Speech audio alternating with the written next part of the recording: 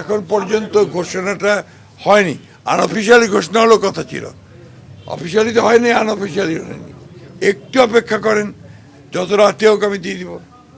কারণ এখন যে আপনার ঘোষণা তো পুরোপুরি হয়নি, এখন হয়তো মার্জিন এগিয়ে আছি, তার মানে তো এই না যে আমি জিতে গেছি। সো প্লিজ একটু বোঝার চেষ্টা করেন, এটা আমার জায়গা থেকে এটা সঠিক হয় না আর কি। আমরা এগিয়ে আছি, ইনশাল্লাহ আমরা মেজরিটি পাবো, অবশ্যই ভালো মেজরিটি পাবো, এবং সেই মেজরিটি পেলে আমরা আমরা সরকার গঠন করবো। এবং আমাদের যে ম্যানিফেস্টোতে যেটা বলা আছে, এবং আমাদের ভিশন 31 ভিশন 2030 এটা দেওয়া আছে, এগুলোর আলোকেই আমরা আমাদের দেশকে এগিয়ে নিয়ে যাওয়ার চেষ্টা করব। সিলন টি রপ্তানিতে শীর্ষে। আমি মন্ত্রিত্ব দিয়ে দিয়েছি।